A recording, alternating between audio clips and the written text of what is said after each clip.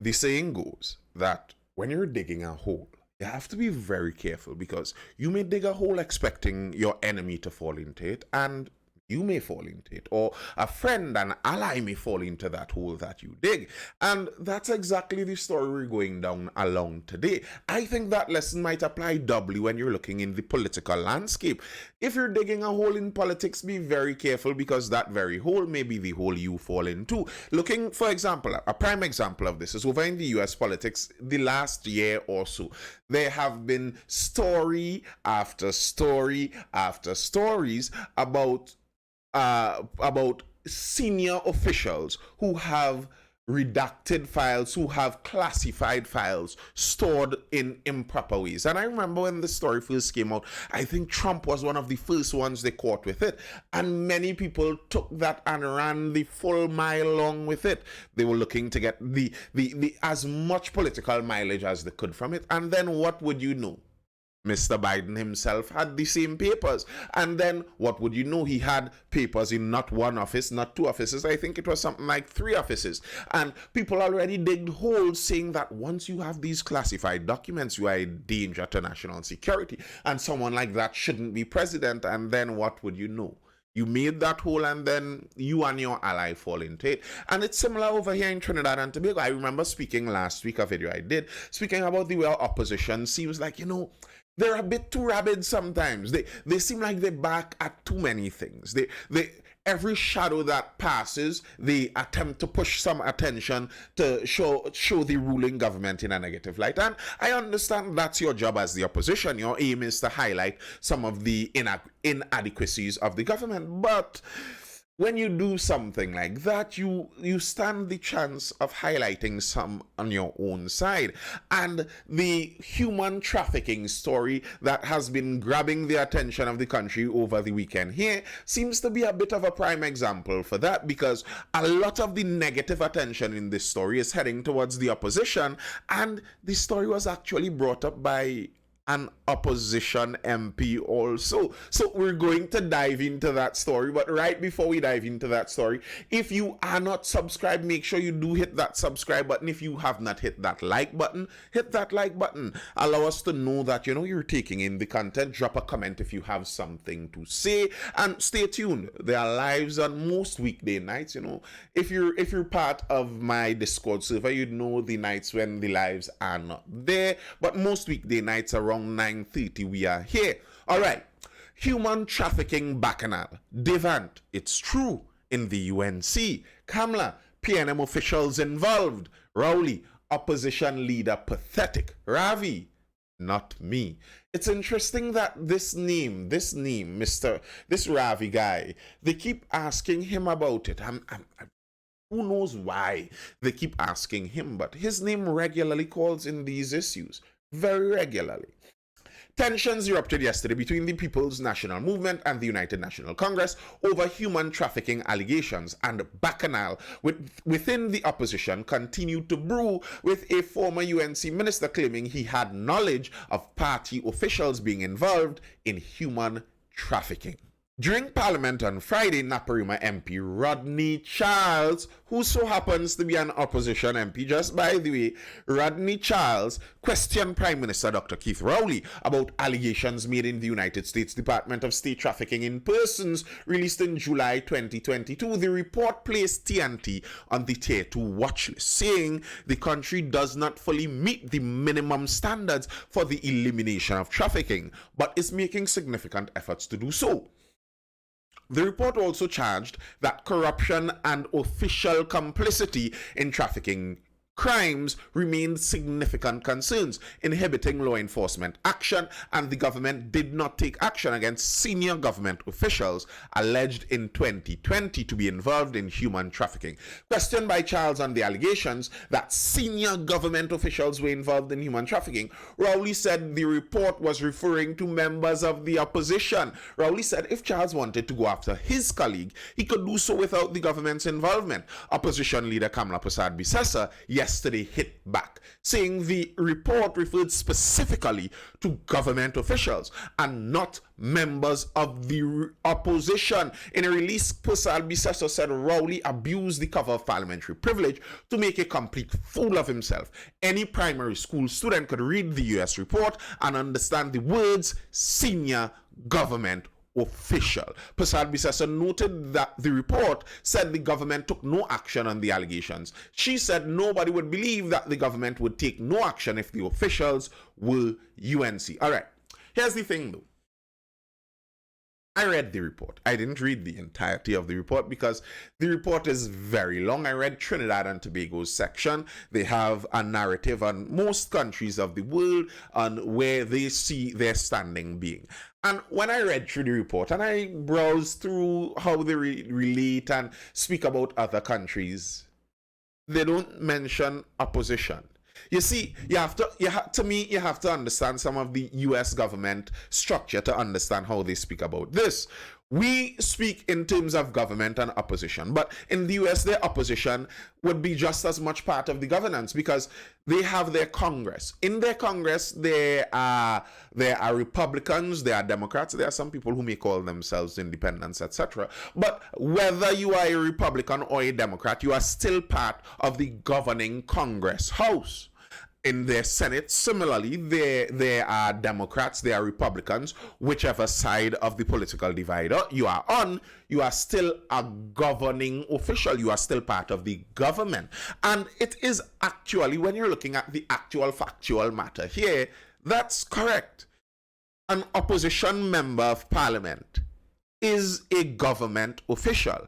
They are part of the governing body of Trinidad and Tobago. How Trinidad and Tobago does its governing by and large is we make decisions in our parliament. If you are literally, the name of your portfolio is you are a member of parliament. If governing decisions are made by the parliament and you are a member of parliament, by default you are a government official. In fact, a senior government official, because we only have what? 41 members of parliament. It's not like we have many of those. You are a senior government official. I think the attempt to make it seem like because they use the words government, that meant that that means that they meant the ruling PNM government. I don't buy that. The attempt to make it seem like that's what the issue is here, and they were actually talking about the PNM. I don't believe that. Now, I'm not saying that I know for sure that the government official the US was referring to was a UNC member. I don't know that.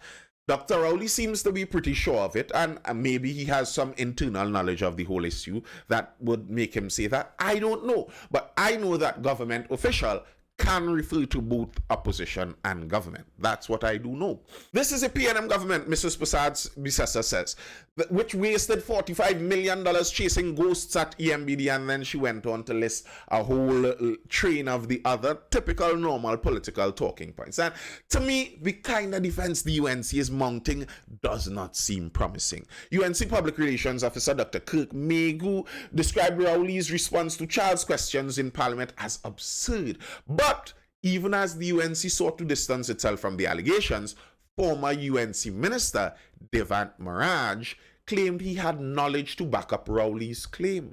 Maharaj alleged he was offered access to Venezuelan and Colombian prostitutes procured by officials in the UNC during his time in the party. He said human trafficking activities by UNC members was an open secret in the party. Maharaj said, "I wish to confirm that during 2010 to 2015, internal investigations headed by senior UNC officials investigated the allegations of human trafficking. I can confirm that I assisted in these investigations. I can also confirm that the investigations were confirmed to be true and correct.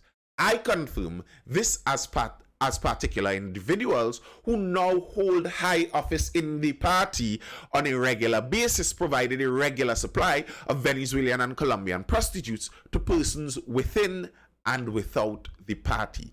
I myself was approached on several occasions to utilize this service, all of which I refused." Maharaj alleged that no action was taken against those who were found to be involved in the criminal activity, as they were all close to the political leadership. The leadership then, as it is now, placed the premium on blind loyalty over everything else. Consequently, persons who were identified were not only actively protected, but subsequently promoted to the highest levels within the party and never penalized or punished. Listen. It's an allegation. You have to hold it with the weight of an allegation. But this is coming from a former UNC minister, someone who was high up inside of the UNC party. This wasn't just a fly-by-night UNC member. This was a senior UNC member. And he is saying he has intimate, personal, detailed memory of such things occurring and an investigation having occurred also. Maharaj told the Sunday Express it was not the first time he has spoken out on the issue, as he pointed to news reports of a 2012 investigation into the alleged use of public transportation services facilities. Maharaj was the Minister of Transport at the time, while current Couva North MP Ravi Ratiram was the corporation's Deputy General Manager Properties. Contacted yesterday, Ratiram distanced himself and the UNC from Maharaj's claims. Now, I remember those allegations. I attempted to look for an article about it, but it's very annoying looking for old news in Trinidad and Tobago. Nearly anything past 5 years is just on the bridge of impossible to find. So if you're talking about 10 years ago in 2012, I didn't find it. But I remember that. My memory is good. I like to take in politics. I remember that distinctly. I remember the allegations that were floating around that our PTSC, our Public Transport Service Corporation buses were being used to ferry around trafficked foreigners. That's what the allegation was. And it's interesting that the transportation minister back then says he remembers, and it's very interesting who was also an executive inside of that transportation service too. It's very interesting that the Couva North MP was the current Couva North MP was back then in that position, because currently as Couva North MP, he replaced one Ramona Ramdial. And if you go back to the article, when he did that replacement, was it 2020 when they replaced her? They didn't allow her to go back up for the Couva North seat. Now, in Trinidad and Tobago, Couva North is a safe seat. If you go up under the UNC for the Couva North seat, it's kind of by default you're going to be the MP. So when they didn't put her up, they switched her out. You know, you could understand there's some kind of something going on under there. The strange thing was, right before she was replaced, she raised several issues about businesses in and around her district, in and around her constituency, that employed this kind of trafficking method in order to make money. She complained about that, wanted something done about that, said that she has been trying for years to shut it down, and then what would you know, a couple of weeks later, she's replaced. And who is she replaced by? The same man. Very interesting, very interesting. Mr. Rodney Charles, right now, I think he might be persona non grata inside of the UNC, because he was the person who stirred up this whole antsness in the first place. The thing was sitting there all peacefully, and he thought that this was something to gain some points on the government with, and unfortunately, it seems like it was not. The UNC has since been then on the defensive line. That was their initial defense. Now, they're still mounting that defense. Bring the evidence. UNC challenges PM Erla on human trafficking allegations. Opposition MP Dr. Rudal Munilal has called on Police Commissioner Erla Harewood Christopher to disclose whether the police are investigating any opposition or government parliamentarian who is involved in human trafficking. Now, I think this is a dishonest thing. I think he knows the Commissioner of Police cannot do something like that. If they indeed are investigating an opposition or government member for human trafficking, to disclose that the person is under investigation would be very unwise. I think Dr. Munilal would know that. He further called on the United States authorities to explain what they meant by senior government members involved in the trafficking of humans in their report. And again, this is something that will not be further specified, because if someone is not prosecuted of a crime, if they have not been charged, went to court, found guilty of the crime, to attempt to state in your report, in your human trafficking report, to attempt to state that this person was confirmed as a trafficker, that you are holding Trinidad's tear status down because we have an MP named XYZ who is so and so and so and guilty. You cannot do that. If the person has not been prosecuted in a court of law, found guilty, you cannot make those allegations. And Dr. Rudal Munilal, being a lawyer, would know this. He is very much aware of this, I believe. He knows that they cannot make these revelations just like that. Munilal was speaking at a news conference at the opposition leader's Port of Spain office yesterday. He said, "Today I call on Earl Harewood Christopher to indicate to the country whether there is an ongoing investigation that involves members of parliament." He said Prime Minister Dr. Keith Rowley's claims that an opposition MP was involved was hogwash, and he has called on the Prime Minister to explain why this government has not provided resources to the counter-trafficking unit to go after human traffickers and convict them. Now, listen, I agree with this. I kind of agree with this statement here. I wonder why too, because here's the reality. The reality is, we know these establishments exist. I live in Couva North. The establishments exist in Couva North. They have been existing for a long time. They are still existing. They are still running. I don't know the intimate details of who is the beneficiary and all of that. I don't know. But what I do know is that the establishments are there. If we know for sure that we don't know the missing pieces in the equation, but we know the answer. The answer is equal to yes, they exist. Then the question becomes, how is it that they do exist and there isn't anything being done in the meantime? And even if the government is saying that these things exist because of opposition members, well, that's all the more reason for the government to go after it. Why isn't the government going after it more? But then also there's an understanding to be had there that the government isn't directly in charge of law enforcement.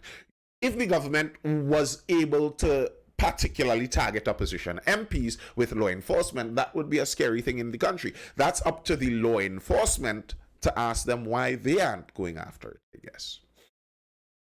In response to questions, Munilal said he was not aware of any investigation with respect to a member of the former People's Partnership government, as it was noted that former government minister Dr. Devant Maharaj had claimed there was a probe into allegations against former Public Transport Service Corporation board member, now Couva North MPM Ravi Ratiram. Munilal said if Maharaj conducted his own investigation, that report should be at the ministry he held, and if there was misconduct, it should have gone to the police. Now, listen to this. Listen to this very interesting part. Munilal is saying that, if Dr. Devant conducted these investigations, then, he would have evidence of that, and he should have given it to the police. Maharaj, in a response to Munilal via a WhatsApp message, claimed that it was in fact Munilal who was tasked to investigate by UNC leader Kamla Persad Bissessa. He questioned where the report was. Prime Minister Dr. Keith Rowley yesterday also doubled down on opposition leader Persad Bissessa, once again labeling her claims as pathetic. In a Facebook post, Rowley said the UNC leader had stayed clear of the very serious personal experience of a former minister of her cabinet who spoke out about what he knows. And there it is. Listen, they went on there to attempt to, conflate it with other things. They're saying that the PNM is attempting to distract from many of the other issues going on around the country. And okay, there are other issues going on around the country, but this is also an issue. And if you are saying, if a former senior official is saying, yes, we knew this, we investigated it, and then you're saying, well, I have no idea about this investigation, and he is saying, you were the person who did the investigation. Where are we at here? Where are we at here? The allegations here would be that a former minister is willing to lie so blatantly to try and bring down his old party, or governing.